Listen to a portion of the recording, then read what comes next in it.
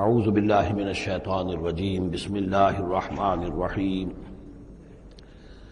وَإِنَّ لَكُمْ فِي الْأَنْعَامِ لَعِبْرَةً نُسْقِيكُم مِّمَّا فِي بُطُونِهِ مِن بَيْنِ فَرْثٍ وَدَمٍ لَبَنًا خَالِصًا شَائِغًا لِلشَّارِبِينَ صدق اللہ العظیم۔ کریشن آف دی یونیورس کے ضمن میں میں نے جو چند باتیں آپ سے عرض کی تھیں، اس کے ضمن میں خیال آیا کہ آپ کو ایک شعر بھی سنا دوں۔ عبد القادر بے دل بہت بڑے شاعر اور بہت بڑے فلسفی گزرے ہیں ہندوستان میں، اورنگزیب کے زمانے میں تھے اور انہیں دنیا کے چوٹی کے فلسفیوں میں شمار کیا جاتا ہے۔ ان کا ایک شعر بڑا عجیب ہے: ہر دو عالم خاک شد تا بست نقش آدمی، اے بہار نیستی از قدر خود ہوشیار باش۔ ہر دو عالم خاک شد، دونوں عالم خاک ہو گئے۔ اب یہاں جو مفہوم میں لے رہا ہوں، شاعر کے ذہن میں کیا تھا کیا نہیں تھا وہ جانے اور اللہ جانے، لیکن ہر دو عالم، عالم امر، عالم امر نیچے اترا عالم خلق کی شکل میں، اور عالم خلق میں ہوتے ہوتے اترتے اترتے اترتے اترتے تنزل مٹی پیدا ہو گئی۔ ہر دو عالم خاک شد تا بست نقش آدمی، اب آدمی کا نقش بندھنا شروع ہوا، اب یہاں سے حیات ارضی کا سلسلہ شروع ہوا۔ گویا کہ انسان کو وجود میں لانے کے لیے اللہ تعالیٰ نے دونوں عالموں کو تنزلات کی بے شمار منازل سے اتار کر اور خاک تک پہنچایا۔ تا بست نقش آدمی، اے بہار نیستی۔ اب یہ نیستی جو ہے سمجھ لیجئے، چونکہ فلسفہ وحدت الوجود کا یہ ہے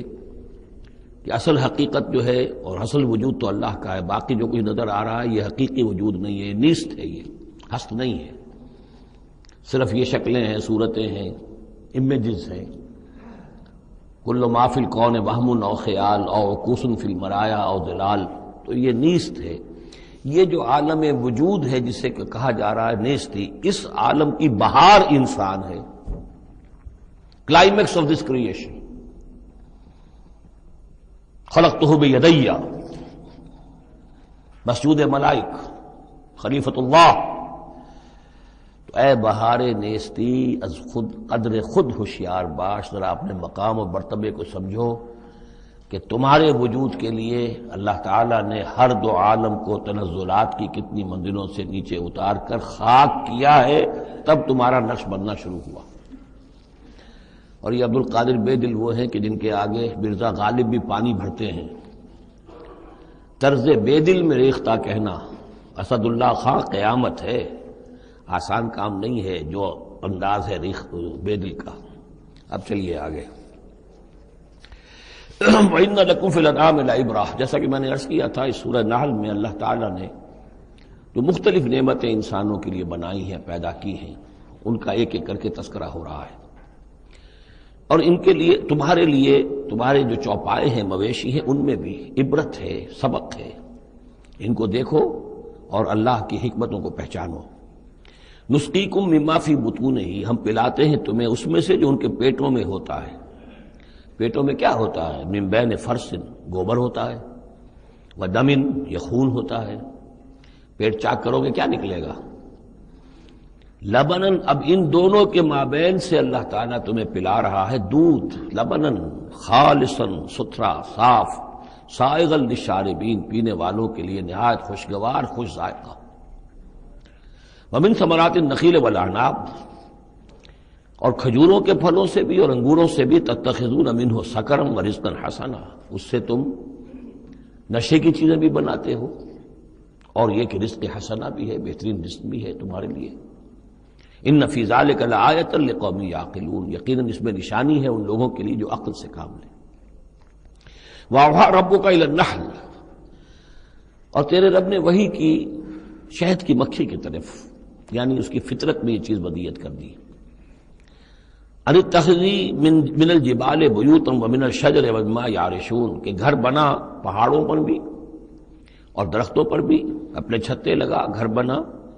اور جو یہ ٹٹیاں باندھتے ہیں کھجوروں کی انگوروں کی بیلوں کے لیے، اس کے اوپر بھی وہ جا کے وہ اپنا بھی ڈیرا لگا لیتے ہیں۔ ثم کلی من کل الثمرات، پھر ہر طرح کے میووں میں سے کھا، یعنی ان کے رس چوس۔ فسلکی سبل ربک ذللا، اور پھر اپنے رب کے راستوں پر چل، وہ راستے کے جو صاف پڑے ہوئے ہیں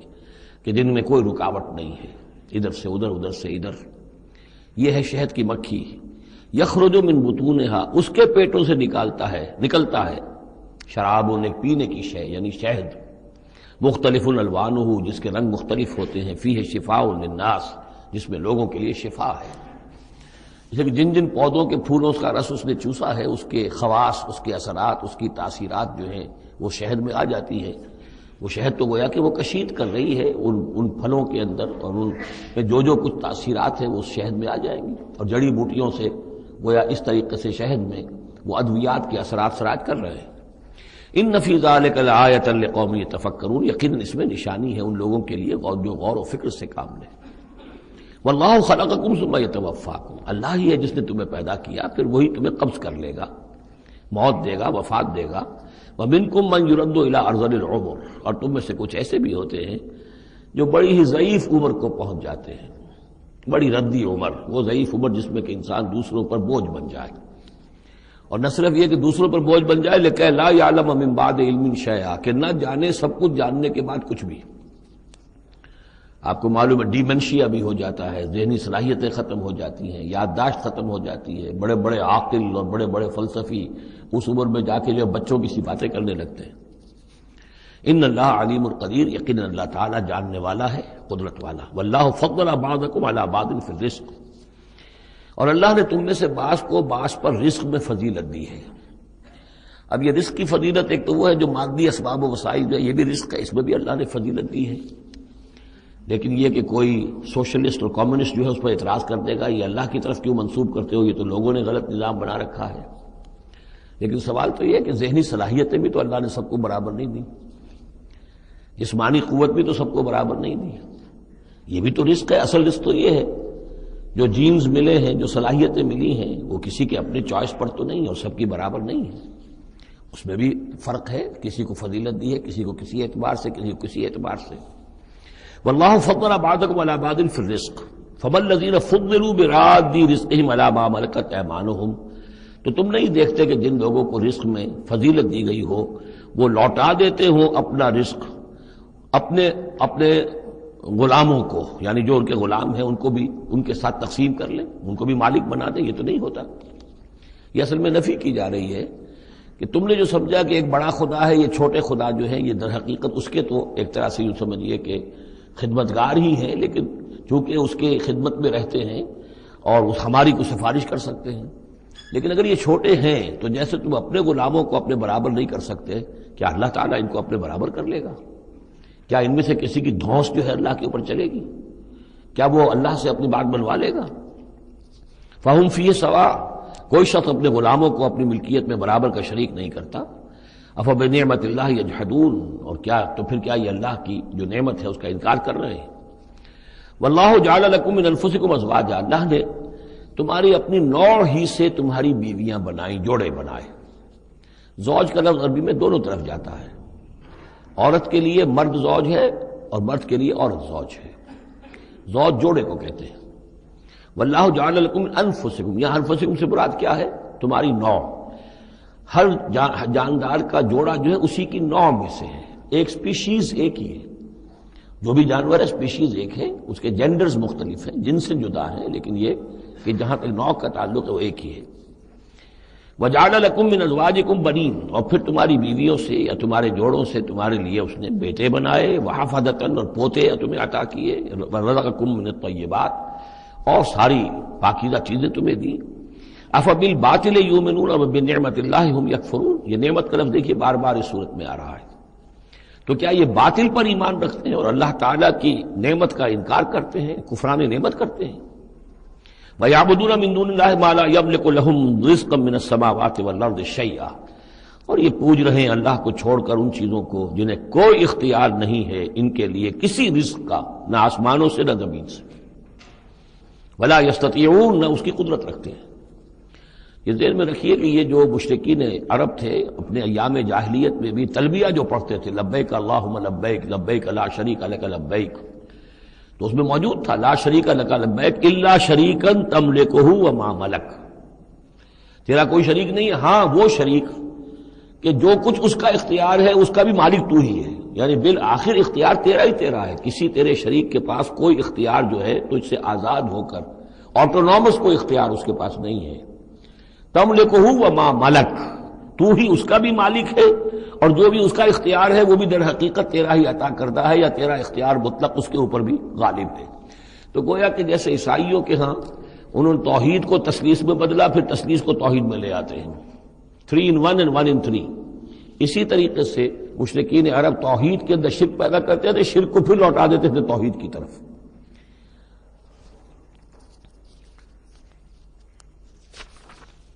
فلا تضربوا للہ الامثال، تو دیکھو اللہ کے لیے کوئی مثالیں بیان نہ کیا کرو، اگرچہ اسی صورت میں ہم پڑھ چکے ہیں وللہ المثل الاعلی۔ ظاہر بات ہے کہ اللہ تعالیٰ کی ایک ہستی ہے، بہت بلند و بالا ہے، اصولی طور پر تو ہم یہ کہہ سکتے ہیں کہ اللہ کی مثال یا اللہ کی شان بہت بلند ہے، لیکن کوئی مثال بیان نہیں کر سکتے اس کے لیے۔ مثال جو بھی لائیں گے عالم خلق سے لائیں گے، اپنے ذہن سے لائیں گے، محدود سوچ ہے، محدود تصور ہے، ہماری قوت متخیلہ محدود ہے، جو بھی شے لائیں گے اس محدود سے، وہ ظاہر بات ہے کہ اللہ تعالیٰ کی مطلق اور جو ہستی ہے، ایبسولوٹ ایگزسٹنس جس کی ہے، جس کی ایٹریبیوٹس ایبسولوٹ ہیں، ان کے اوپر اس کو کوئی مثال صادق نہیں آ سکتی۔ اور یہ صحیح بات ہے، اگرچہ دینا پڑتا ہے اللہ کے افعال کے لیے، اللہ تعالیٰ جو کچھ کر رہا ہے، جس طور سے کر رہا ہے، کچھ نہ کچھ الفاظ استعمال کرنے پڑتے، اللہ کا ہاتھ، اللہ کا چہرہ، اللہ کا پاؤں، اللہ کا تخت، اللہ کی کرسی، اللہ کا عرش، اب یہ سب چیزیں آئیں گی، لیکن یہ کہ ان کی اصل حقیقت کو ہم بالکل نہیں جانتے، اور ہم خود کوئی مثال بیان کریں اللہ کے لیے اس سے روک دیا گیا۔ فلا تضربوا للہ الامثال، چنانچہ یہ بات جو آئی ہے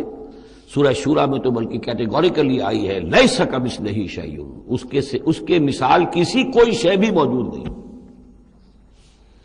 ان اللہ یعلم وانتم لا تعلمون، اللہ جانتا ہے تم نہیں جانتے۔ ضرب اللہ مثلا عبدا مملوکا، اللہ نے ایک مثال بیان کی ہے تمہارے لیے ان کے شرک کی نفی کے لیے۔ عبدا مملوکا، ایک بندہ ہے، غلام ہے، مملوک ہے، لا یقدر علی شیء، اس کا کوئی اختیار ہے ہی نہیں، کچھ کر ہی نہیں سکتا، ایک وہ بندہ ہے۔ وَمَنْ رَزَقْنَاهُ مِنَّا رِزْقًا حَسَنًا، اور ایک شخص وہ ہے جس کو ہم نے اپنے پاس سے بڑا اچھا رزق دیا ہے، رزق میں مال بھی آ سکتا ہے، علم بھی آ سکتا ہے۔ فَهُوَ يُنْفِقُ مِنْهُ سِرًّا وَجَهْرًا، پھر وہ خرچ کرتا ہے اس میں سے کھلے بھی اور چھپے بھی، یعنی مال بھی خرچ کر رہا ہے، اگر علم دیا ہے تو علم تقسیم کر رہا ہے، لوگوں کو پہنچا رہا ہے، تعلیم دے رہا ہے، تلقین کر رہا ہے، نصیحت کر رہا ہے۔ هل يستوون، کیا یہ برابر ہو جائیں گے؟ الحمدللہ، کل تعریف اور شکر اللہ کے لیے ہے، بل اکثرهم لا يعلمون، لیکن اکثریت جو ہے علم نہیں رکھتی۔ یعنی اللہ کے ایک وہ بندے ہیں کہ جو اس کے کام میں لگے ہوئے ہیں، امر بالمعروف نہی عن المنکر کر رہے ہیں، علم پھیلا رہے ہیں، یا اللہ نے مال دیا ہے تو اس کے دین کے لیے خرچ کر رہے ہیں، یا ابنائے نو میں سے جو لوگ ضرورت مند ہیں، محتاج ہیں، ان کو دے رہے ہیں، اور ایک وہ ہے کہ جس کے ہاتھ میں کچھ ہے ہی نہیں، اختیار ہی نہیں ہے، وہ کچھ کر ہی نہیں سکتا، تو یہ برابر کیسے ہو جائے گا؟ ضرب اللہ مثلا رجلین، اب اللہ نے ایک دو اور انسانوں کی مثال بیان کی۔ احدہما ابکم لا یقدر علی شیء وہو کل علی مولاه، ایک شخص کے دو غلام ہیں، ایک جو ہے ان میں سے وہ گونگا ہے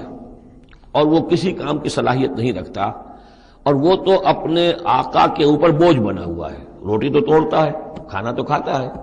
اس میں صلاحیت کوئی ہے ہی نہیں، کوئی کام کر نہیں سکتا۔ غلام جو لوگ ہوتے تھے آقاؤں کے، وہ کما کے بھی لاتے تھے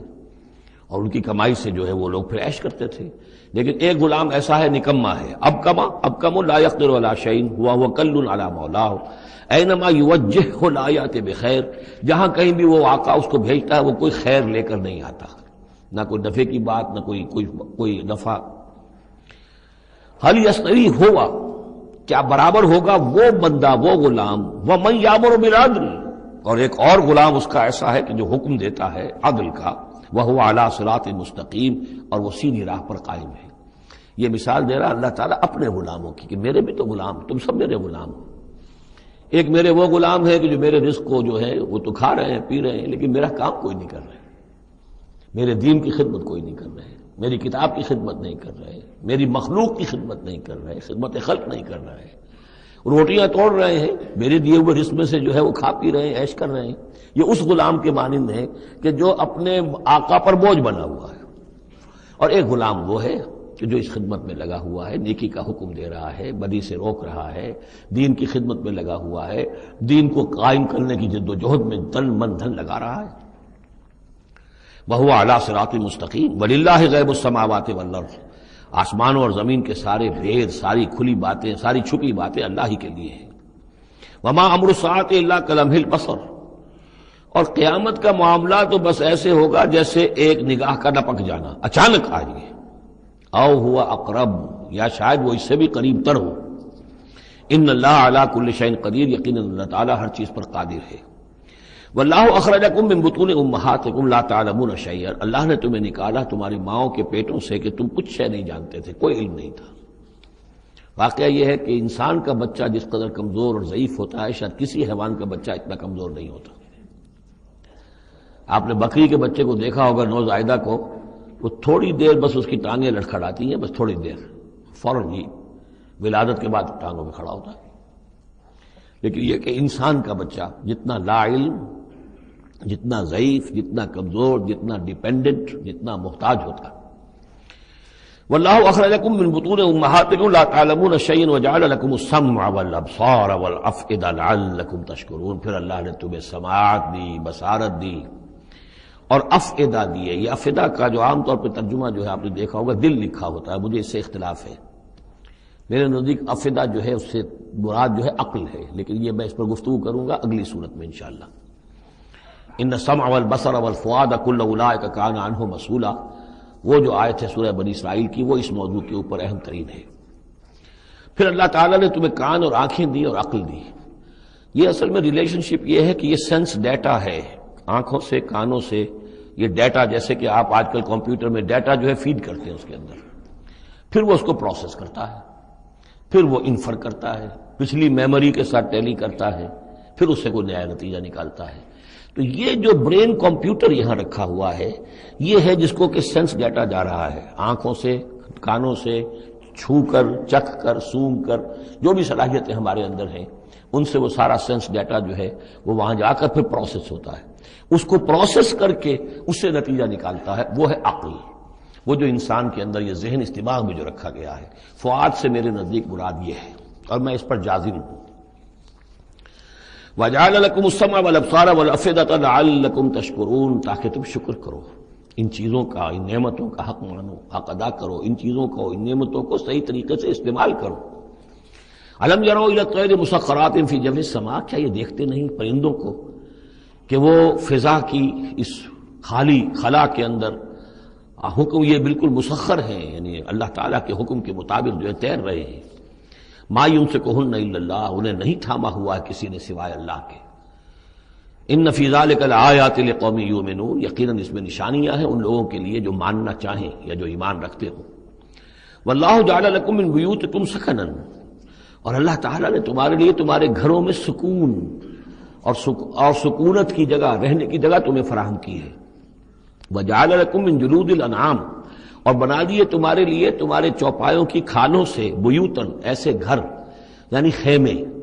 یہ جانوروں کے کھالوں کے خیمے بناتے تھے تاکہ یہاں خیمہ، یہاں اکھاڑا وہاں لگا دیا، وہاں سے اکھاڑا وہاں لگا دیا، وہ ہلکا رہتا تھا خانہ بدوش لوگوں کے لیے۔ تم ان کی کھالوں سے بنا لیتے ہو گھر، تستخفونہا، جو تمہیں بڑے ہلکے رہتے ہیں تمہارے لیے، یوم ذانکم، جس دن کہ تم سفر میں ہو، و یوم اقامتکم، اور جب تم کہیں اقامت کرنا چاہو۔ وہی خیمے اتارے اونٹ کے پیٹھ کے اوپر سے، وہاں گاڑا، رات کو اس کے اندر آرام کر لیا۔ وَمِنْ أَصْوَافِهَا، اب یہ تین الفاظ آ رہے ہیں جو کہا تھا دفء، تمہارے لیے جڑاول ہے ان میں، انہی حیوانات میں وہ ریشہ پیدا کر رکھا ہے ہم نے، فائبر، جس فائبر کے ذریعے سے کہ تم کپڑا بنتے ہو۔ اب کاٹن فائبر ہے یا اب آرٹیفیشل فائبرز آ گئے ہیں، لیکن سب سے پہلے جو چیز انسان کو ملی تھی وہ تو حیوانات کے جو یہ ان چوپایوں کے جو بال ہیں ان سے ہی انسان نے کچھ چیزوں کو بننا سیکھا تھا۔ من اصوافہا، صوف کہتے ہیں بھیڑوں کی ان کو، واوبارہا، وبر کہتے ہیں جو کہ یہ ببریاں کہلاتی ہیں اونٹ کی، ان کے جو بال ہوتے ہیں، واشعارہا، اور بکریوں کے بال اشعار کہلاتے ہیں۔ تم ان سے صوف سے اور ببروں سے اور بکریوں کے بالوں سے اساساً و متاعاً تم سامان بناتے ہو، اپنے برتنے کی چیزیں بنا لیتے ہو، الہین ایک خاص وقت تک کے لیے۔ واللہ جعل لکم مما خلق ظلالا، اور اللہ تعالیٰ نے تمہارے لیے جو کچھ اس نے پیدا کیا ہے اس کے ذریعے سے سایہ فراہم کیا ہے۔ درختوں کا سایہ تمہیں ملتا ہے، کسی اور چیز کا سایہ اللہ تعالیٰ تمہیں دیتا ہے۔ وجعل لکم من الجبال اکنانا، اور تمہیں پہاڑوں کے اندر چھپنے کی جگہ دے دی ہے،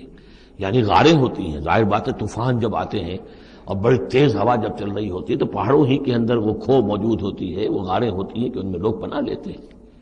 وجعل لکم سرابیل تقیکم الحر، اور تمہارے لیے ایسے کرتے بنا دیے، لباس بنا دیے جو تمہیں گرمی سے بچاتے ہیں۔ وسرابیل تقیکم باسکم، اور ایسے کرتے یعنی جو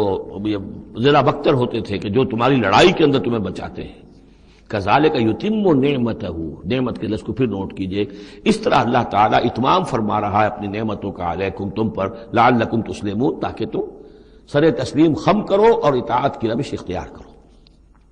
فَإِن تَوَلَّوْا، تو پھر اے نبی اگر یہ رخ موڑ لیں، پیٹھ موڑ لیں، فَإِنَّمَا عَلَيْكَ الْبَلَاغُ الْمُبِينُ، تو آپ پر تو بس صاف صاف پہنچا دینے کی ذمہ داری ہے۔ یعرفون نعمت اللہ ثم ینکرونہا، یہ اللہ کی نعمتوں کو پہچانتے ہیں پھر منکر ہو جاتے ہیں۔ واکثرہم الکافرون، اور ان کی اکثریت جو ہے وہ ناشکروں پر مشتمل ہے۔ وَيَوْمَ نَبْعَثُ مِن كُلِّ أُمَّةٍ شَهِيدًا، اب یہ جو مضمون جو ہے شہادت حق کا جو سورہ بقرہ میں آیا تھا، وَكَذَلِكَ جَعَلْنَاكُمْ أُمَّةً وَسَطًا لِتَكُونُوا شُهَدَاءَ عَلَى النَّاسِ وَيَكُونَ الرَّسُولُ عَلَيْكُمْ شَهِيدًا۔ اس کے بعد سورہ نساء میں آیا، ایک تو یہ آیا کہ اللہ کے گواہ بن کر کھڑے ہو جاؤ، پھر آگے چل کر آیا کیف اذا جئنا من كل امة بشہید وجئنا بك على هؤلاء شہید، آیت نمبر 41۔ وہ مضمون یہاں پھر دو مرتبہ اس صورت میں آ رہا ہے۔ وَيَوْمَ نَبْعَثُ مِن كُلِّ أُمَّةٍ شَهِيدًا، جس دن کو اٹھائیں گے ہم ہر امت میں سے ایک شہید۔ کون ہوگا وہ؟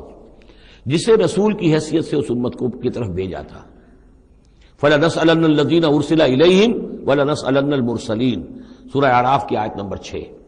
سب سے پہلے وہ جسے ہم کہتے ہیں پروزیکیوشن وٹنس کی حیثیت سے، عدالت کا گواہ، سرکاری گواہ کی حیثیت سے رسول کھڑا ہوگا، اور رسول یہ کہے گا کہ اللہ تیرا جو پیغام مجھ تک آیا تھا اس قوم کے لیے، میری قوم کے لیے، میں نے انہیں پہنچا دیا تھا۔ ناؤ دے آر ریسپانسبل، اب یہ جواب دہ ہیں، اب ان سے محاسبہ ہو سکتا ہے۔ تو یہ ہے نبی جو ہے گویا کہ اپنی قوم کے خلاف گواہی دے گا۔ اگر نبی یہ گواہی نہ دے تو وہ کہیں کہہ سکتے تھے اللہ ہمیں تو بات پہنچی نہیں، ہم بات سمجھے نہیں تھے۔ نبی کہے گا میں نے سمجھا دیا تھا، کھول کھول کر سمجھا دیا تھا، کوئی اشتباہ نہیں چھوڑا تھا، پورا مبرہن کر دی تھی بات، دودھ کا دودھ پانی کا پانی بالکل علیحدہ کر دیا تھا، کیسے انکار کریں گے؟ وَيَوْمَ نَبْعَثُ مِن كُلِّ أُمَّةٍ شَهِيدًا ثُمَّ لَا يُؤْذَنُ لِلَّذِينَ كَفَرُوا وَلَا هُمْ يُسْتَعْتَبُونَ، پھر ان کافروں کو نہ کوئی اجازت ملے گی اور نہ انہیں لیو فار اپیل ملے گی کہ کھڑے ہو کر کسی طریقے سے کوئی عذر جو ہے وہ تراش کر کچھ اپنے آپ کو بچانے کی کوشش کریں۔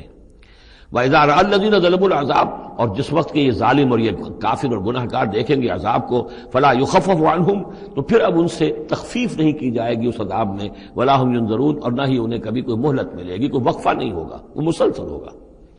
وَإِذَا رَأَى الَّذِينَ أَشْرَكُوا شُرَكَاءَهُمْ، اور جب وہ دیکھیں گے مشرک لوگ اپنے شرکاء کو، وہ جا رہے ہیں عبد القادر جیلانی جن کے نام کی دہائی ہم دیا کرتے تھے، قالوا ربنا هؤلاء شركاؤنا، اب ظاہر بات ہے ان کا رتبہ بلند ہوگا آخرت میں، وہ اللہ کے ولی ہیں،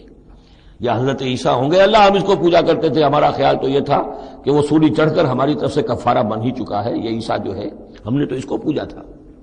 تو وہ کہیں گے ربنا هؤلاء شركاؤنا الذين كنا ندعو من دونك، یہ ہے وہ شرکاء جن کو ہم تیرے سوا پکارا کرتے تھے دنیا میں، فالقوا الیہم القول انکم لکاذبون، تو وہ مقدس ہستیاں یہ کہیں گی تم جھوٹ بول رہے ہو، بکواس کر رہے ہو، تمہارا ہم سے کوئی تعلق نہیں۔ یہ پہلے بھی آ چکا ہے کہ ہم تمہاری عبادت سے اور تمہاری ساری چیخ پکار سے ہم بالکل غافل ہیں، ہمیں کچھ پتہ نہیں تم کیا کرتے رہے ہو، ہمارا کوئی تعلق تم سے نہیں۔ فالقوا الیہم القول انکم لکاذبون، تم جھوٹے ہو۔ والقوا الی اللہ یومئذ السلام، اور وہ سب کے سب اس روز اللہ کے سامنے اپنی اطاعت اور عاجزی پیش کر رہے ہوں گے۔ وضل عنہم ما كانوا یفترون، اور جو افطرا انہوں نے کر رکھے تھے، ان کے نام پر عقیدے گھڑے ہوئے تھے، وہ بچا لیں گے اور وہ چھڑا لیں گے، اور وہ کفارہ بن چکے ہیں، وہ ہمارے گناہوں کی طرف سے پہلے ہی جو ہے کفارہ بن کر وہ قربانی کا بکرا بن کر پھانسی پر چڑھ چکے ہیں۔ تو یہ ساری چیزیں ضل عنہم، وہ سب کی سب جو ہیں وہ تو ان کے ہاتھوں سے گم ہو جائیں گے، ہاتھوں کے طوطے اڑ جائیں گے۔ الذین کفروا وصدوا عن سبیل اللہ زدناہم عذابا، وہ لوگ جنہوں نے کفر کیا اور نہ صرف خود کفر کیا، لوگوں کو روکتے رہے اللہ کے راستے سے، زدناہم عذابا فوق العذاب، ہم تو ان کے عذاب میں تو اور اضافہ کرتے چلے جائیں گے، بما کانوا یفسدون، بسبب اس شرارت کے جو وہ کرتے تھے، سازشیں کرتے تھے، لوگوں کو ورگلاتے تھے، اس راستے پر جانے سے روکتے تھے۔ وَيَوْمَ نَبْعَثُ فِي كُلِّ أُمَّةٍ شَهِيدًا، دوبارہ دیکھیے آگے، اور ذرا تصور کرو اس دن کا جس دن ہم ہر امت میں ایک گواہ کھڑا کریں گے۔ یہ تمام جو رسول ہیں گواہ ہیں۔ یا ایھا الرسول انا ارسلناک شاہدا ومبشرا ونذیرا وداعیا الی اللہ باذنہ وسراجا منیرا، یا ایھا النبی انا ارسلناک شاہدا ومبشرا ونذیرا، شاہد شہید گواہ، اسی معنی میں سورہ مزمل میں آیا ہے، تمہارے پاس ہمارا رسول آ گیا ہے، جیسے کہ فرعون کے پاس رسول آیا تھا، فعصى فرعون الرسول فاخذناه اخذا وبیلا، لقد ارسلنا الیکم رسولا شاہدا علیکم کما ارسلنا الی فرعون رسولا فعصى فرعون الرسول فاخذناه اخذا وبیلا فکیف تتقون ان کفرتم یوما یجعل الولدان شیبا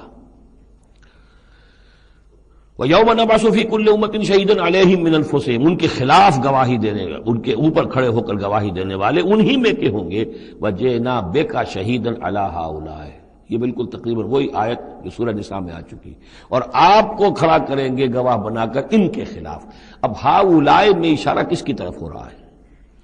یہ جو قریش ہیں جن کو حضور نے یہ دعوت پہنچا دی ہے، جن پر اتمام حجت آپ کر چکے ہیں، یہ تو ہے جو براہ راست حضور ان کے خلاف گواہی دیں گے، اللہ میں نے ان کو بات پہنچا دی تھی اور کوئی شک و شبے کی گنجائش نہیں چھوڑی تھی، میں نے اتنے برس اپنی جان ہلکان کی ہے، میں نے ایک ایک کو پکارا ہے، علیحدگی میں جا کر بھی بات کی ہے، ڈنکے کی چوٹ بھی پکارا ہے، میں نے کوئی دقیقہ فروگزاشت نہیں رہنے دیا۔ باقی یہ کہ اس سے آگے اس کو پہنچانے کی ذمہ داری امت پر ہے، یہ گواہی پھر امت کو دینی ہے، اور اگر یہ امت یہ گواہی نہ دے سکے تو پھر لوگوں کی گمراہی کا وبال اس امت کے اوپر آ جائے گا۔ تمہارے ذمہ تھا آپ پہنچانا، یہ ہے اصل میں وہ نازک ذمہ داری جو امت مسلمہ کی حیثیت سے ہمارے کندھوں پر آئی ہے۔ اسی لیے جیسے ہی سورہ بقرہ میں وہ تحویل قبلہ کا اعلان آیا،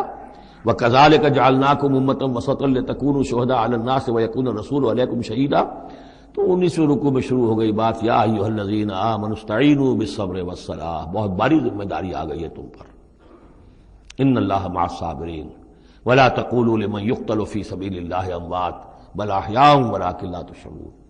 وہ ساری ذمہ داریاں ہیں۔ وجئنا بك شهيدا على هؤلاء ونزلنا عليك الكتاب تبيانا لكل شيء، اور اے نبی ہم نے اتار دی ہے آپ پر یہ کتاب، یہ قرآن، وضاحت کرتے ہوئے ہر شے کی، یعنی جو بھی انسان کی ہدایت کے لیے جو مسئلہ ضروری ہے وہ سارا کا سارا اس میں موجود ہے، وہدی ورحمۃ، اور وہ ہدایت بن کر آئی ہے اور رحمت، وبشریٰ للمسلمین، اور بشارت بن کر آئی ہے مسلمانوں کے لیے، اہل اسلام کے لیے، اللہ کے فرما برداروں کے لیے۔ یہ آیت جب آ رہی ہے یہ بہت ہی مشہور آیت ہے، جمعے کے خطبے میں ہوتی ہے، بہت جامع آیت ہے۔ ان اللہ یامر بالعدل والاحسان وایتاء ذی القربى وینہی عن الفحشاء والمنکر والبغی یعظکم لعلکم تذکرون، یقیناً اللہ تمہیں حکم دیتا ہے لوگوں سب سے پہلے عدل، انصاف، عدل سے اوپر کی ایک شے ہے احسان۔ عدل تو یہ ہے کہ جس کا جو اس کا حصہ تھا وہ آپ نے دے دیا، احسان یہ ہے کہ مزید اپنی طرف سے کچھ اور دے دیجیے، یہ احسان ہے۔ اللہ تعالیٰ محسنین کو پسند کرتا ہے۔ اور ذی القربیٰ، ایتاء ذی القربیٰ، اپنے قرابت داروں کا حق ادا کرنا، ان سے حسن سلوک، صلہ رحمی کرنا، یہ تین چیزیں ہیں کہ جس پر گویا کہ ایک اچھے معاشرے کی بنیاد ہے، یہ مثبت چیزیں ہیں۔ گویا کہ امر بالمعروف نہی عن المنکر جو ہے تو اللہ تعالیٰ تو ان تین چیزوں کا حکم دیتا ہے، اور وہ تین منکرات کیا ہے جسے روکتا ہے، وَيَنْهَىٰ عَنِ الْفَحْشَاءِ وَالْمُنكَرِ وَالْبَغْيِ، روکتا ہے ایک تو بے حیائی کے کاموں سے، یہ ایک پردہ ہے، حیا جو ہے انسان کے اندر ایک بڑی قیمتی شے ہے، بے حیا باش و ہر چے خائی کن، ایک دفعہ یہ حیا کا جو ہے نا پردہ اتر جائے تو پھر انسان جو ہے بے شرم ہو کر جو چاہے کرتا پھرے پھر۔ تو حیا بے حیائی سے روکتا ہے، اور منکر وہ شے ہے جس کے برے ہونے پر تمہاری فطرت گواہ ہے کہ یہ شے برائی ہے، والبغی، اور سرکشی اللہ کے خلاف، سرکشی لوگوں کے خلاف۔ سرکشی لوگوں کے خلاف ہوگی تو وہ عدوان ہے، زیادتی ہے، ظلم ہے، اللہ کے خلاف ہے تو وہ کفر ہے اور وہ بغاوت ہے۔ یعظکم، اللہ تعالیٰ تمہیں نصیحت کر رہا ہے، لعلکم تذکرون، تاکہ تم نصیحت اخذ کرو، رہنمائی حاصل کرو۔ وَأَوْفُوا بِعَهْدِ اللَّهِ إِذَا عَاهَدتُّمْ، یہ جو چند آیات اب آگے آ رہی ہیں یہ مشکلات القرآن میں سے ہیں، اس میں کافی مفسرین کے مابین اختلافات بھی ہیں، لیکن میں نے جتنا بھی غور و فکر کیا ہے اور جن حضرات کی آراء سے مجھے اتفاق ہے وہ میں بیان کروں گا، باقی ساری آراء میں بیان نہیں کر سکتا۔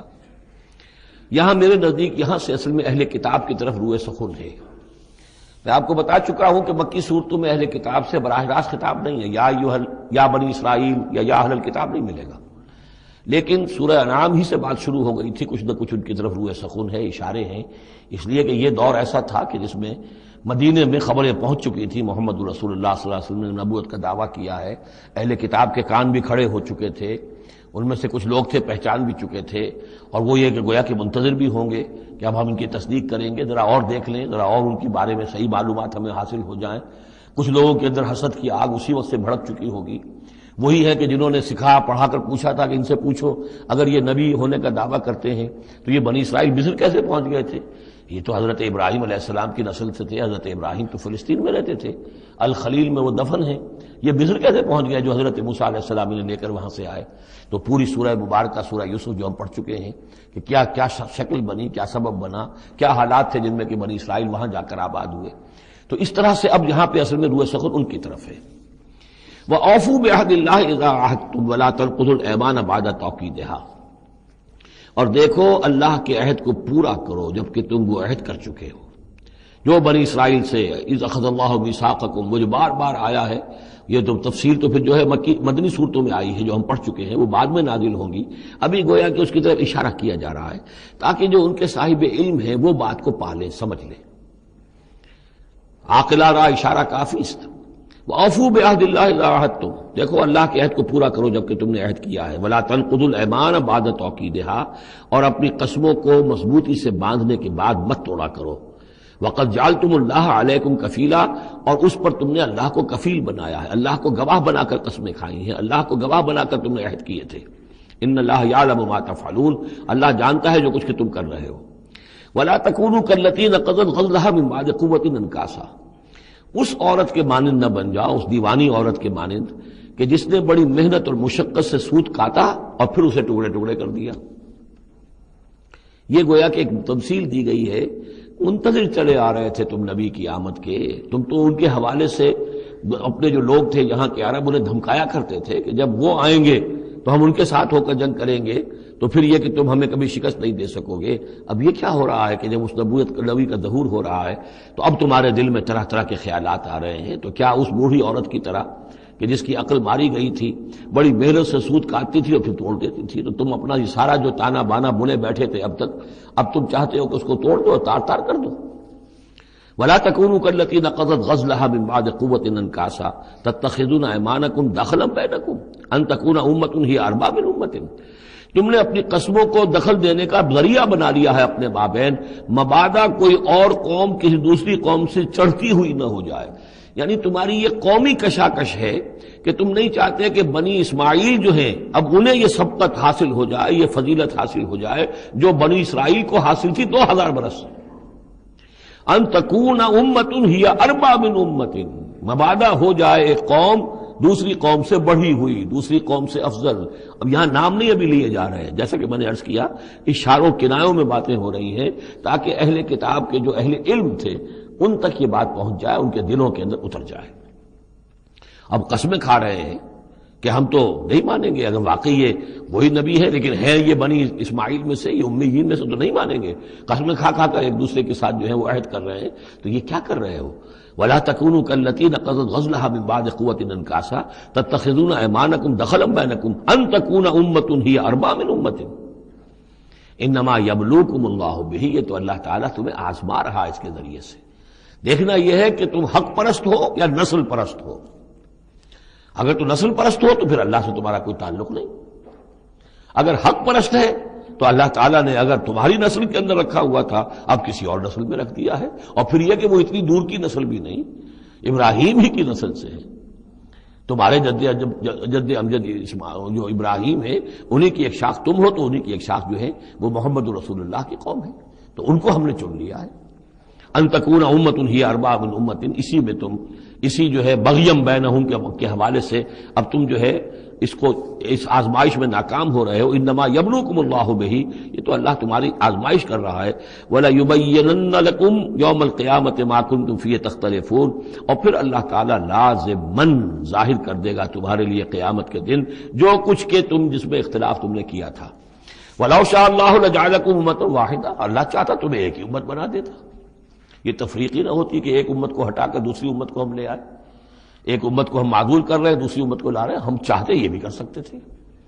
تمہارے ہی اندر جو ہے ایک اور نشأت ثانیہ ہو جاتی، نشأت ثالثہ ہو جاتی، ایک نشأت ثانیہ تو ہو چکی تھی۔ ایک مرتبہ نیبوکدنضر کے ہاتھوں برباد ہوئے ہیکل سلیمانی تباہ ہو گیا تھا، پھر حضرت عزیر علیہ السلام کی دعوت توبہ اور اصلاح کے ذریعے سے تمہارے اندر دوبارہ ایک زندگی پیدا ہو گئی، تمہیں پھر ایک اور عروج ہوا، اب کر سکتے تھے یہ، اب پھر تیسری مرتبہ پھر تمہارے اندر ہی کوئی دعوت اچھی اٹھتی، تمہارے اندر ہی اب کوئی نبی بھیج دیتے، وہ تمہارے اندر سے پھر جو ہے اصلاح کی ایک تحریک اٹھاتا اور پھر تم سیدھے راستے پر آتے اور اللہ تعالیٰ تم پر رحم فرما دیتا اور قرآن بھی تمہیں کو دے دیتا۔ اللہ کر سکتا تھا۔ لو شاء اللہ لجعلکم امۃ واحدۃ ولکن یضل من یشاء ویہدی من یشاء، لیکن اللہ تعالیٰ کا فیصلہ یہی ہے، وہ ہدایت دیتا ہے جو چاہتا ہے اور وہ ہدایت اور گمراہ کرتا ہے جس کو چاہتا ہے، اور یہ دونوں ترجمے ہوں گے، وہ ہدایت دیتا ہے اس کو جو ہدایت کا طالب ہے اور گمراہ کرتا ہے اس کو جو گمراہی کا طالب ہے۔ وَلَتُسْأَلُنَّ عَمَّا كُنتُمْ تَعْمَلُونَ، اور تم سے پوچھا جائے گا، باز پرس ہوگی اب جو کچھ تم کر رہے ہو، تم ایک بہت بڑے امتحان سے اب دو چار ہو رہے ہو، تمہارے پاس علم ہے، تمہارے پاس کتاب ہے۔ اب وہ انداز یاد کیجئے کہ جو سورہ بقرہ کے 5ویں رکوع میں یا بنی اسرائیل اذکروا نعمتی التی انعمت علیکم واوفوا بعہدی اوف بعہدکم وایای فارہبون وآمنوا بما انزلت مصدقا لما معکم ولا تکونوا اول کافر بہ ولا تشتروا بآیاتی ثمنا قلیلا وایای فاتقون ولا تلبسوا الحق بالباطل وتکتموا الحق وانتم تعلمون۔ وہی تو بات شروع ہوئی تھی، اوفوا بعہد اللہ اذا عاہدتم، یا بنی اسرائیل اذکروا نعمتی التی انعمت علیکم واوفوا بعہدی اوف بعہدکم وایای فارہبون۔ یہ در حقیقت یہ آیات جو ہیں یہ تمہید ہیں گویا کہ سورہ بقرہ کے 5ویں رکوع میں جو آیات آئی ہیں ان کی۔ وَلَا تَتَّخِذُوا أَيْمَانَكُمْ دَخَلًا بَيْنَكُمْ فَتَزِلَّ قَدَمٌ بَعْدَ ثُبُوتِهَا۔ اب دیکھو اپنی قسمیں جو کھا کھا کے اب تم ایک دوسرے کے ساتھ معاہدے کر رہے ہو کہ ہم نہیں مانیں گے، نہیں مان لائیں گے، نہ ان قسموں کو تم اپنے درمیان دھوکے کا ذریعہ بناؤ کہ ایک قدم جمنے کے بعد اور پھسل جائے۔ تمہارے دل میں بات آ چکی ہے، تم پہچان چکے ہو، یعرفونہ کما یعرفون ابناہم، اب تم پھسلو گے تو ظاہر بات ہے کہ فنہارا بہ فی نار جہنم، تو پھر تو یہ کہ سیدھے سیدھے جہنم کی آگ میں گرو گے۔ وَتَذُوقُوا السُّوءَ بِمَا صَدَدتُّمْ عَنْ سَبِيلِ اللَّهِ، اور تمہیں برائی کا مزہ چکھنا پڑے، عذاب کا مزہ چکھنا پڑے بسبب اس کے کہ تم نے روکا لوگوں کو اللہ کے راستے سے۔ تمہیں تو چاہیے تھا کہ سب سے پہلے کھڑے ہو کر گواہی دیتے۔ وَمَنْ أَظْلَمُ مِمَّنْ كَتَبَ شَهَادَةً عِندَهُ مِنَ اللَّهِ، تم کہتے کہ ہاں بالکل ٹھیک ہے، ہماری کتابوں میں جو تھی یقیناً محمد اللہ کے رسول ہیں، سب سے پہلے تمہیں بڑھ کر ان کی توثیق کرنی چاہیے۔ وَلَا تَكُونُوا أَوَّلَ كَافِرٍ بِهِ، کہاں تم سب سے پہلے کافر ہوئے جا رہے ہو۔ وَلَكُمْ عَذَابٌ عَظِيمٌ، اور تمہارے لیے بہت بڑا عذاب ہے۔ وَلَا تَشْتَرُوا بِعَهْدِ اللَّهِ ثَمَنًا قَلِيلًا، دیکھو اللہ کے اس عہد کو حقیر سی قیمت کے عوض فروخت نہ کرو۔ انما عند اللہ هو خیر لکم، جو کچھ اللہ کے پاس ہے وہ بہت بہتر ہے، جو اس کی نعمتیں ہیں، انعام ہیں، آخرت کی نعمتیں ہیں، جنت کی نعمتیں ہیں، تم ان کو ہاتھ سے دے رہے ہو، گنوا رہے ہو، اور دنیا کی یہ تھوڑی سی حیثیت، اپنی مسند، اپنی چودراہٹ، اپنی مشیخیت جو ہے اس کو تم چھوڑنے کو تیار نہیں ہو۔ ان کنتم تعلمون، اگر تم علم رکھتے ہو۔ ما عندکم ینفد وما عند اللہ باق، جو تمہارے پاس ہے وہ ختم ہو جائے گا اور جو اللہ کے پاس ہے وہ باقی رہنے والا ہے۔ وَلَنَجْزِيَنَّ الَّذِينَ صَبَرُوا أَجْرَهُمْ، اور ہم لازماً دیں گے صبر کرنے والوں کو ان کا اجر، بِأَحْسَنِ مَا كَانُوا يَعْمَلُونَ، ان کے اعمال کے بہترین جو اعمال ہوں گے، جو کچھ وہ کر رہے ہیں ان میں سے بہترین اعمال کے حساب سے انہیں اجر دیں گے۔ یعنی ہر نیکوکار کے سارے اعمال ایک درجے کے نہیں ہوتے، کبھی چھوٹی نیکی کی ہے، بڑی نیکی کی ہے، لیکن ہم ان کا مقام ان کی بڑی نیکیوں کے حوالے سے معین کریں گے۔ من عمل صالحا من ذکر او انثی وهو مؤمن،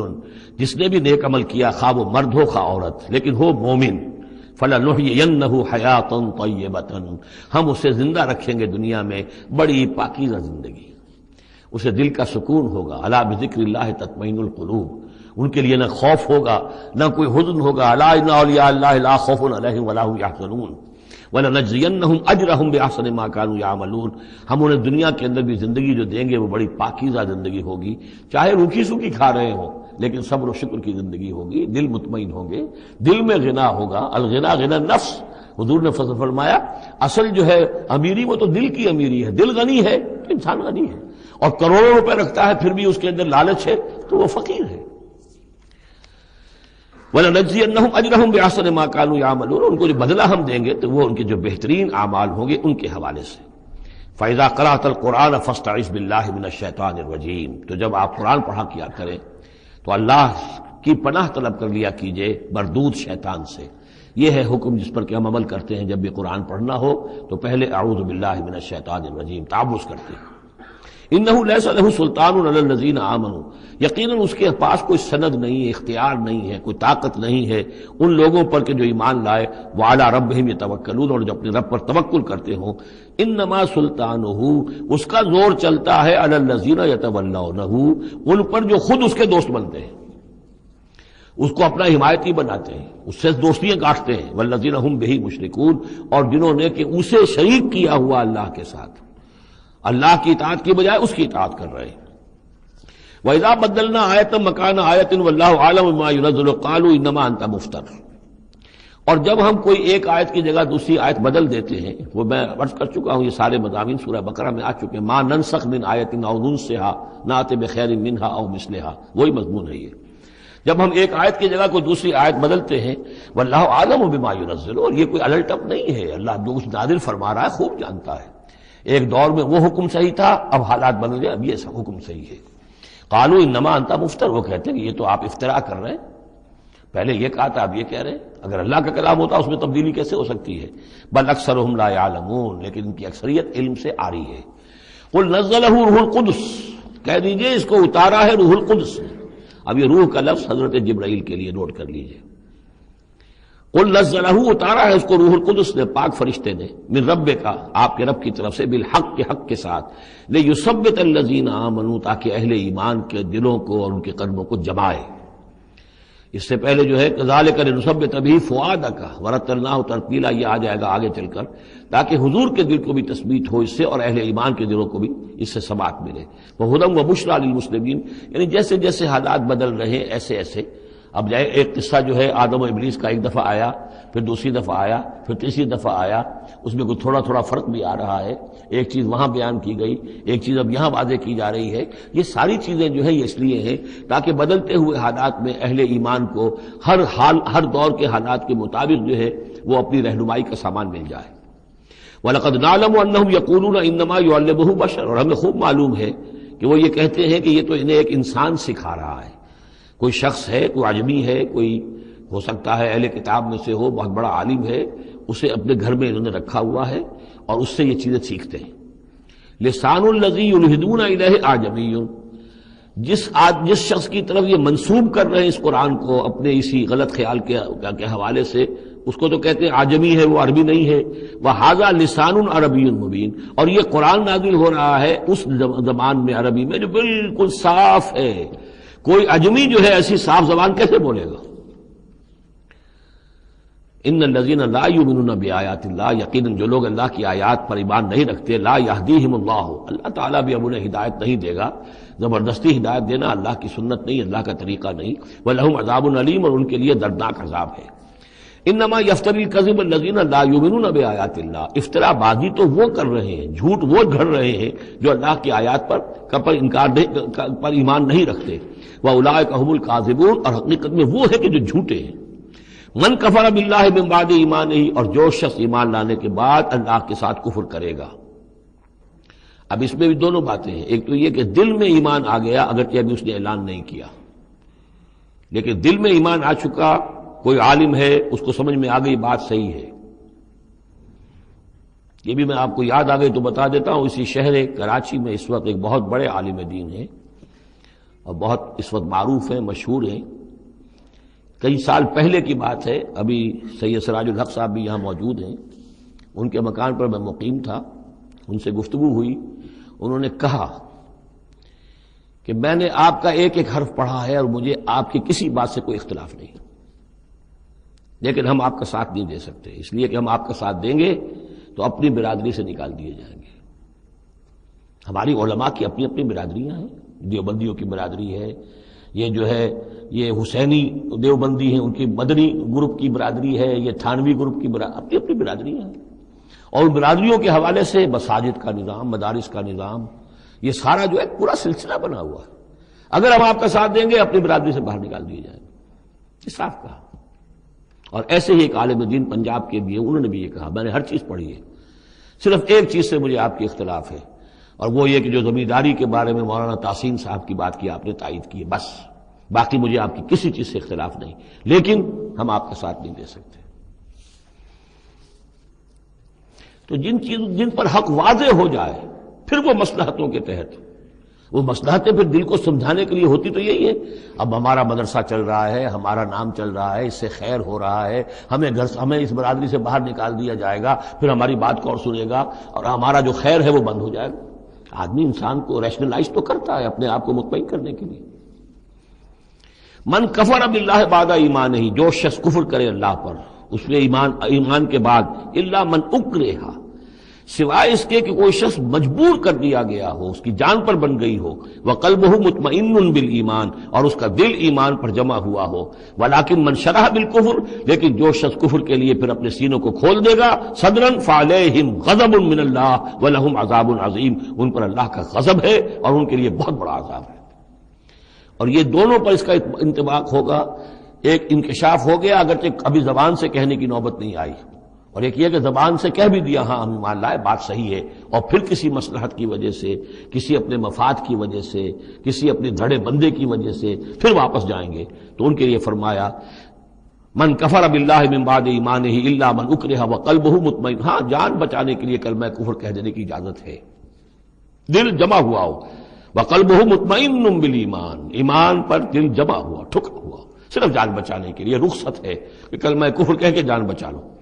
ولیکن من شرح بالکفر صدرا، لیکن جو ان کا سینہ پھر کھل جائے کفر کے لیے اثر نو، وہ اپنے اسی پیشہ ورانہ ضرورتوں کے تحت، فعلیہم غضب من اللہ ولہم عذاب عظیم، ان پر تو غضب ہے اللہ کا اور ان کے لیے بہت بڑا عذاب ہے۔ ذالک بانہم مستحب الحیات الدنیا علی الاخرہ، یہ اس لیے کہ انہوں نے دنیا کی زندگی کو محبوب رکھا، ترجیح دی آخرت کے مقابلے میں، وان اللہ لا یہدی القوم الکافرین، اور اللہ تعالیٰ ایسے کافروں کو ہدایت نہیں دیتا۔ اولئک الذین طبع اللہ علی قلوبہم، یہ وہ لوگ ہیں جن کے دلوں پر اللہ نے مہر کر دی ہے، وسمعہم، اور ان کے کانوں پر، وابصارہم، اور ان کی آنکھوں پر، واولئک هم الغافلون، اب یہ لوگ بالکل غافل ہیں، حقیقت سے ان کا اب کوئی تعلق نہیں۔ لا جرم انہم فی الآخرۃ هم الخاسرون، اب اس میں کوئی شک نہیں، منطقی طور پر اب نتیجہ یہی ہے کہ آخرت میں یہی خسارے والے ہوں گے۔ ثم ان ربک للذین ہاجروا، ہجرت کا ذکر پہلے بھی آیا تھا، اب پھر آیا ہے، پھر آپ کا رب ان کے حق میں کہ جنہوں نے ہجرت کی من بعد ما فتنوا، جبکہ انہیں تکلیفیں پہنچائی گئیں، جبکہ انہیں فتنوں میں ڈالا گیا، جبکہ انہیں پرسیکیوٹ کیا گیا، تو اس وقت انہوں نے اگر ہجرت کی، ثم جاہدوا، پھر انہوں نے جہاد بھی کیا، وصبروا، اور صبر کیا، ان ربک من بعدها لغفور رحیم، تو ان کی ان تمام جو بھی سرفروشیاں اور جو جانثاریاں ہیں ان کے طفیل اللہ تعالیٰ جو ہے ان کے حق میں غفور اور رحیم ہے۔ یوم تاتی کل نفس تجادل عن نفسها، جس دن کے یعنی قیامت کے دن ہر جان آئے گی اپنی طرف سے مدافعت کرتے ہوئے، ظاہر بات ہے کہ ہر جان چاہے گی کہ میری جان چھوٹے، مجھے بچایا جائے، جہنم سے بچایا جائے، جو بھی عذر پیش کر سکتی ہو وہ پیش کرے گی۔ وتوفى كل نفس ما عملت، لیکن پورا دے دیا جائے گا ہر جان کو جو بھی کچھ اس نے کمایا ہوگا، وهم لا یظلمون، اور اس پر کوئی ان پر ظلم نہیں کیا جائے گا۔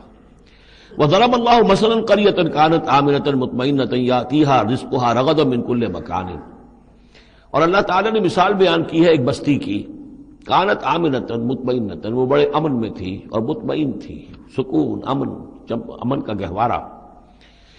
یاتیھا رزقھا رغدا من کل مکان، آتا تھا اس کے پاس رزق اس کا ہر طرف سے، چاروں طرف سے رزق چلا آتا تھا، رغد با فراغت، فکفرت بانعم اللہ، تو اس نے اللہ تعالیٰ کی نعمتوں کی ناشکری کی، کفران نعمت کیا، فاذاقہ اللہ لباس الجوع والخوف، تو اللہ تعالیٰ نے اس کو پھر پہنا دیا، اڑھا دیا لباس بھوک کا اور خوف کا، بما کانوا یصنعون، ان کے کرتوتوں کے باعث۔ اس کے بارے میں مختلف آراء ہیں. ایک تو یہ کہ ایک عام تمثیل ہے، ایک یہ کہ اس سے مراد جو ہے سبا کی قوم جس کا ذکر ہم پڑھیں گے آگے چل کر سورہ سبا کے اندر، اس کا تذکرہ ہے. ایک رائے یہ کہ یہ مکے کا ذکر ہو رہا ہے کہ حضور کی آمد کے بعد، جیسا کہ قاعدہ کلیہ ہم سورہ انعام میں سورہ اعراف میں پڑھ چکے ہیں، رسول کی بعثت کے بعد اللہ تعالیٰ کی طرف سے لوگوں کے اوپر چھوڑ آتے تھے آخری عذاب سے پہلے. تو قحط کا عذاب پڑا تھا اور عرب میں اس میں مکے میں بہت ہی اجناس کی کمی ہو گئی تھی، بہت وہاں پر تنگی تھی. تو اس کی طرف اشارہ ہو رہا ہے کہ یہ شہر جو ہے مکہ بڑا آرام سے تھا، امن میں تھا. امن کا تو گہوارہ ہے ہی ہمیشہ سے، مطمئن تھا اور رزق چلا آتا تھا. ہر طرف سے لوگ آ رہے ہیں، قافلے آ رہے ہیں، حاجی آ رہے ہیں، عمرے کے لیے لوگ آ رہے ہیں، چیزیں لے کر آ رہے ہیں، جانور جو ہیں وہ قربان ہو رہے ہیں. ظاہر بات ہے وہ قربان ہونے والے جانوروں کا گوشت کہاں جاتا تھا؟ یہ اہل مکہ ہیں، یہ اس کو کھاتے تھے. تو یہ ساری رزق ان کے پاس فراوانی چلا آتا تھا. لیکن اس شہر کے لوگوں نے پھر اللہ کی نعمت کا، انعامات کا انکار کیا اور کفران نعمت کیا، تو اللہ نے انہیں خوف اور بھوک کا لباس پہنا دیا ان کے کرتوتوں کے سوائے. بس اسی آیت کے حوالے سے میں نے یہاں کراچی میں تقریریں کی تھی. کافی پرانی بات ہے، جب کراچی میں جو حالت ہو گئی تھی، کہاں یہ عروس البلاد کراچی، پھر یہاں کی فراوانی، ہر طرح کا پورے پاکستان میں جو پھل بہترین ہوتا ہے وہ یہاں آپ کو ملتا ہے. یہاں سستی چیزیں ملتی ہیں، یہاں جابز ہیں، کام ہے. لیکن پھر یہ ایک زمانہ جو کراچی پر گزرا ہے، خدا نہ کرے پھر دوبارہ آ جائے. حالات پھر جو ہیں وہ بگڑتے نظر آ رہے ہیں. لیکن یہ ہے کہ اللہ نہ کرے کہ وہ صورت ہو جائے. لیکن ایک دور تو ایسا آ گیا تھا کہ اذاقہ اللہ لباس الجوع والخوف، بھوک اور خوف، کاروبار ٹھپ اور بد امنی، ڈاکے، کڈنیپنگز، قتل و غارت. وہ جو حال اس کراچی کا ہو گیا تھا اس کو ذرا یاد کیجئے. بالکل وہ نقشہ ہے یہ. ضرب اللہ مثلا قریۃ کانت آمنۃ مطمئنۃ یاتیھا رزقھا رغدا من کل مکان فکفرت بانعم اللہ فاذاقھا اللہ لباس الجوع والخوف بما کانوا یصنعون. تو یہ ایک عام تمثیل بھی ہو سکتی ہے جیسے کہ کراچی کی اس وقت کی صورتحال پر منطبق ہو گئی. لیکن یہ کہ تفسیر کے حوالے سے اور جسے تعویل خاص ہم کہتے ہیں، اس میں یہ یقیناً اشارہ ہے مکے ہی کی طرف. وَلَقَدْ جَاءَهُمْ رَسُولٌ مِّنْهُمْ فَكَذَّبُوهُ، ان کے پاس ان کے رسول آئے، انہوں نے جھٹلا دیا ان کو. فَأَخَذَهُمُ الْعَذَابُ وَهُمْ ظَالِمُونَ، تو عذاب نے انہیں آ پکڑا اور وہ ظالم تھے، گناہگار تھے.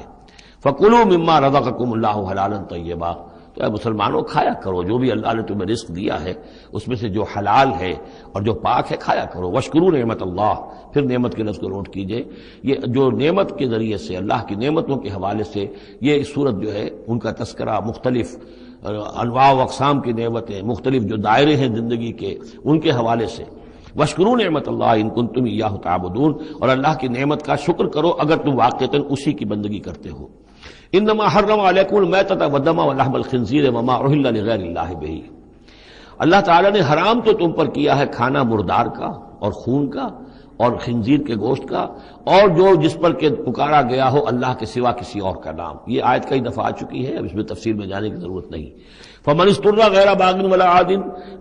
کوئی شخص اضطرار میں ہو، جان پر بن گیا ہو، بھوک سے اور مر رہا ہو، تو اگر وہ نہ تو اس کی طلب اس کے اندر ہو، نہ جو کم سے کم چیز جتنی کہ کھانے سے جان بچائی جا سکتی ہے اس سے وہ اضافی اور اس سے آگے بڑھے، فإن اللہ غفور الرحیم، تو اللہ اس کے حق میں غفور الرحیم ہے. ولا تقولوا لما تصف السنتكم الكذب هذا حلال وهذا حرام، اور دیکھو اپنی زبانوں میں جیسے منہ میں آئے نہ بک دیا کرو کہ یہ حلال ہے یہ حرام ہے. یہ تو اللہ کا فیصلہ ہوتا ہے. تم جو اپنی منہ سے کہہ دیتے ہو، اپنی زبانوں سے جو چاہ کہہ دیا، تو یہ بغیر دلیل کے، بغیر سند کے نہیں. اللہ تعالی یہ حلت اور حرمت، تحلیل اور تحریم، یہ اللہ کا اختیار ہے. ولا تقولوا لمن تصف السنتكم الكذب، یہ جھوٹ جو اپنی زبان سے نکال دیتے ہو، هذا حلال وهذا حرام، یہ حلال ہے اور یہ حرام ہے، لتفتروا على الله الكذب، تاکہ تم اللہ کی طرف جھوٹ منسوب کرو. ان الذين يفترون على الله الكذب لا يفلحون، یقیناً جو لوگ اللہ تعالیٰ کی طرف جھوٹ منسوب کریں گے وہ فلاح نہیں پائیں گے. متاع قلیل، یہ سب برتنے کا سامان ہے، دنیاوی ضروریات ہے، تھوڑی سی دیر کے لیے فائدہ اٹھا لو. ولہم عذاب علیم، پھر ان کے لیے دردناک عذاب ہے. وعلی الذین ہادوا حرمنا ما قصصنا علیک من قبل، اور یہودیوں پر ہم نے بعض چیزیں حرام کر دی تھیں جن کی کہ تفصیل ہم پہلے آپ کو بتا چکے ہیں. یہ آ چکا ہے اس سے پہلے کہ ان کے لیے ایک تو یہ کہ حضرت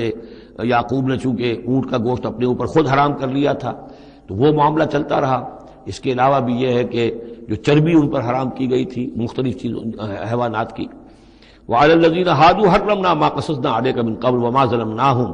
اور ہم نے ان پر کوئی ظلم نہیں کیا، اور ہم نے ان پر کوئی ظلم نہیں کیا، ولکن کانوا انفسہم یظلمون، بلکہ یہ ظلم انہوں نے خود اپنے اوپر ڈھائے۔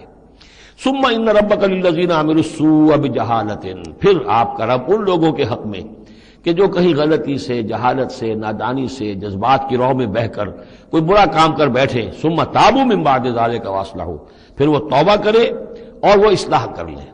اس غلط کام کو چھوڑ دیں، حرام خوری سے باز آ جائیں، غلط کام جو ہے تج دیں ان کو۔ ان ربک من بعدہا، اگر وہ یہ شرطیں پوری کر دیں تو پھر آپ کا رب اس کے حق میں بھی، ان کے حق میں بھی غفور اور رحیم ہے۔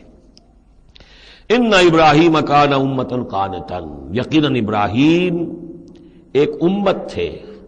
اب یہ لفظ امت سمجھ لیجئے، اما یا امو کا جو اصل مفہوم ہے وہ قصد کرنا ہے۔ اب یہ امت وقت کے لیے بھی آتا ہے، بعد امت وذکر بعد امت، سورہ یوسف میں ہم نے پڑھا ہے، وہ شخص جو ساقی تھا بادشاہ کا بھول گیا تھا، ایک مدت کے بعد اسے یاد آ گیا۔ تو جب ایک پوری ہو رہی ہے، زمانے کو بھی ہم کیونکہ فالو کرتے ہیں، ٹائم کو بھی، اور اسی طرح راستے کو بھی فالو کرتے ہیں، تو قصد کر رہے ہوتے ہیں اس کا، اس حوالے سے زمانے کو بھی مدت کہا گیا، راستے کو بھی جو ہے امت کہا گیا۔